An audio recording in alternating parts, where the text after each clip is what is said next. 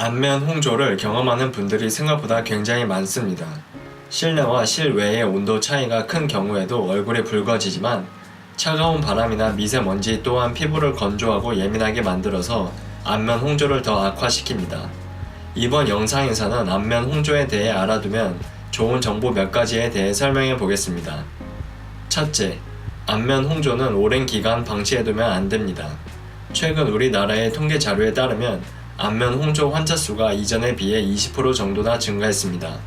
그러나 많은 사람들은 안면 홍조를 대수롭지 않게 여기고 안면 홍조를 질환으로 인지하는 사람들은 실제로 홍조를 겪고 있는 사람들의 절반도 채 되지 않습니다.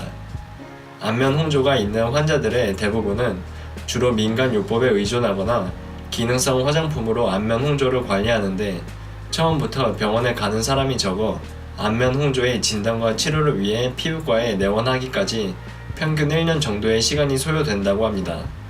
안면 홍조는 원인과 양상이 다양하기 때문에 정확한 진단이 중요하고 가능하면 병원에 빨리 가보는 것이 좋습니다.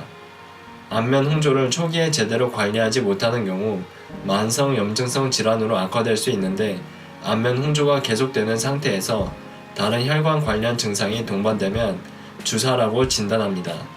여기서 주사라는 질환은 코, 볼, 턱, 이마 등의 홍조, 홍반 등이 나타나는 질환을 뜻하는데 가능하면 주사로 진행되기 전에 병원에 방문하는 것이 좋습니다. 둘째, 안면 홍조가 스테로이드의 부작용으로 나타날 수 있습니다. 강도 높은 스테로이드를 무분별하게 사용하는 경우 모세혈관 확장증과 피부 위축, 안면 홍조와 같은 부작용이 발생할 수 있습니다. 스테로이드 연고를 장기간 사용한 후 얼굴이 자주 붉어지는 경우를 스테로이드 유발성 주사 피부염이라고 부릅니다. 한 조사에 따르면 의사의 처방 없이 스테로이드성 연고를 구입하여 사용하는 환자가 30% 정도나 되는데 적당량을 사용하는 경우에는 항염증 효과를 볼 수 있지만 적당한 용량이 아닌 과한 용량을 사용하는 경우에는 다양한 부작용이 발생할 수 있습니다. 손바닥이나 발바닥과 같이 피부가 두꺼운 것은 스테로이드가 잘 흡수되지 않기 때문에 다른 부위보다 상대적으로 강한 스테로이드를 사용할 수 있지만 피부가 얇은 얼굴에 강한 스테로이드를 바르면 홍조와 같은 여러가지 부작용이 발생할 수 있습니다. 앞에서 언급했던 스테로이드 유발성 주사는 분명히 개선될 수 있는 질환이기 때문에 꾸준하게 치료하는 것이 중요하며 치료 기간은 스테로이드 연고를 사용한 기간에 비례해서 증가하게 됩니다. 스테로이드 유발성 주사를 예방하기 위해서는 세라마이드 성분이 포함된 보습제를 자주 발라주는 것이 피부에 좋습니다. 셋째, 안면 홍조 증상이 오래 지속되거나 모세혈관이 확장되는 경우에는 레이저 치료가 필요합니다.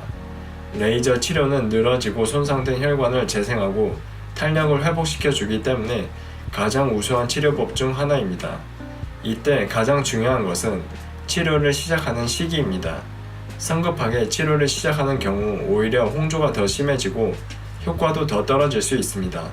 따라서 의사와의 상담을 통해 적절한 시기에 피부 바깥쪽에 손상된 혈관을 먼저 치료하고 깊은 혈관을 순차적으로 치료하는 것이 좋습니다. 레이저 치료에는 혈관 레이저나 IPL과 같은 레이저가 주로 사용되는데 홍조나 주사의 증상에 따라 다른 레이저가 필요하기 때문에 피부 타입, 치료 시기 등 여러가지 요소를 종합하여 치료를 하는 것이 중요합니다. 도움이 되셨다면 구독과 좋아요 눌러주세요. 다음에도 도움이 되는 영상을 만들겠습니다.